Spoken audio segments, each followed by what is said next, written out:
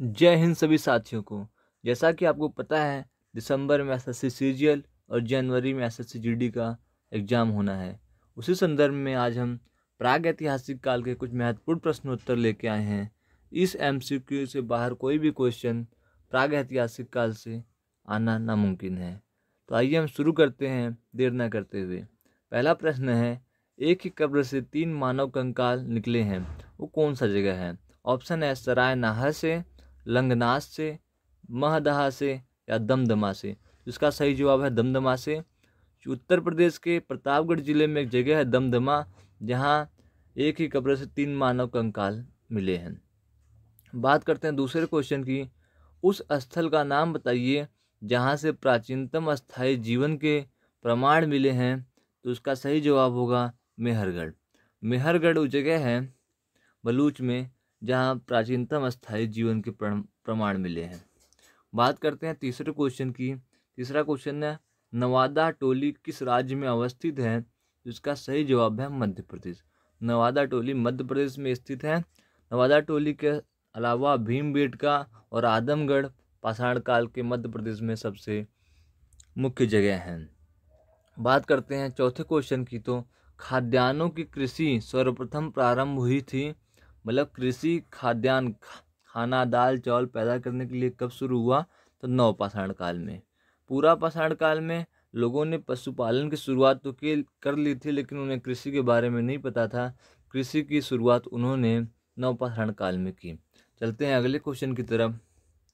भारतीय उपमहाद्वीप में कृषि के प्राचीनतम साक्ष्य कहाँ से प्राप्त हुए हैं? जिसका सही जवाब है मेहरगढ़।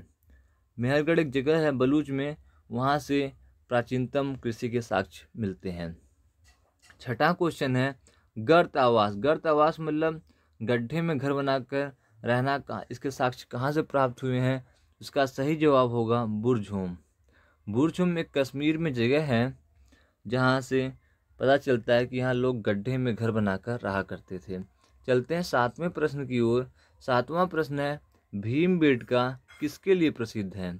खनिज के लिए, बौद्ध प्रतिमाएं के लिए, गुफाओं के शैल चित्र या सोन नदी का उपागम स्थल?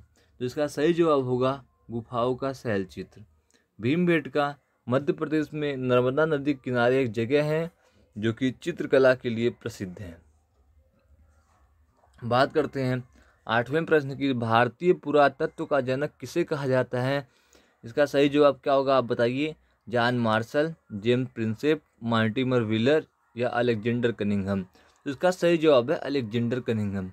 अलेक्जेंडर कनिंघम को भारतीय पुरातत्व का जनक कहा जाता है। बात करते हैं अगले क्वेश्चन की।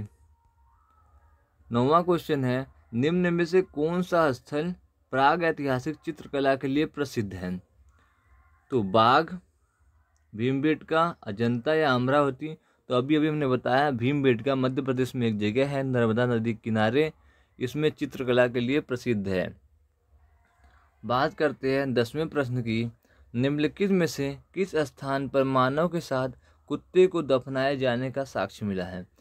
तो वही जहां आपने सुना था पहले कि जहां गड्ढे में लोग घर बना कर रहते थे बुरझोम कश्मीर में, वहीं पर कुत्ते के साथ मानव को भी दफनाए जाने का साक्ष्य मिलता है। चलते हैं अगले प्रश्न की ओर। मध्य पाषाणिक प्रसंग में पशुपालन के प्रमाण जहां मिले वह स्थान है। सबसे पहले पशुपालन कहाँ मिला?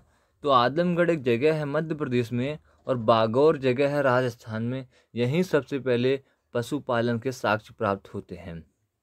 बात करते हैं 12वें क्वेश्चन की।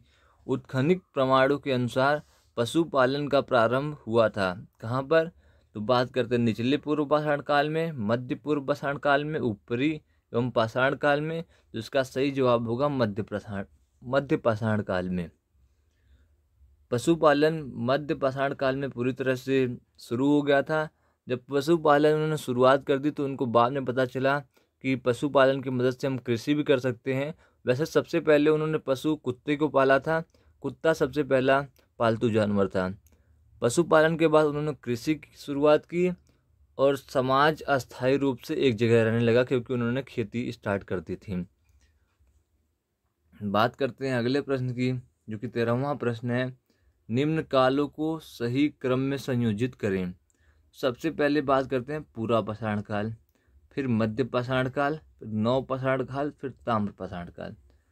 पूरा पाषाण काल की विशेषता थी कि इसमें जो लोग रहते थे वो आखेटक टाइप के थे, शिकारी।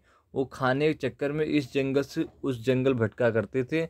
वो शिकार करते थे, जब जानवर यहाँ से ख़त्म हो जाते थे तो दूसरी तरफ बढ़ जाते थे।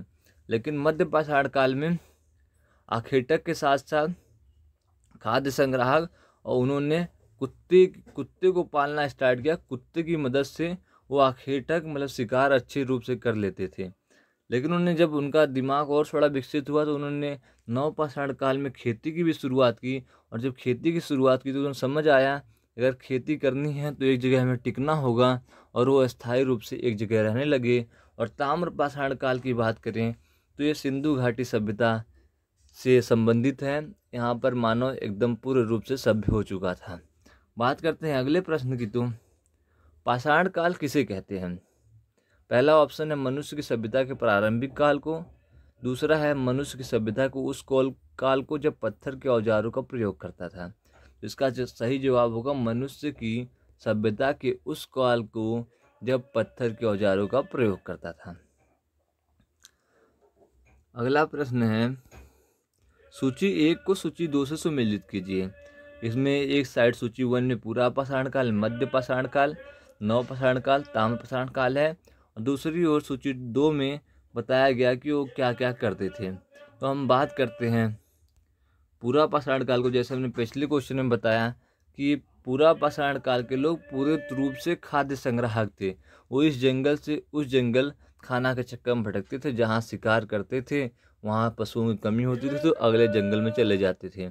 बात करें मध्य पाषाण काल की, तो मध्य पाषाण काल के लोग आखेटक और पशुचारक उन्होंने पशुओं की पालने की शुरुआत की, और पहला जो उन्होंने पशु पाला था वो कुत्ता था।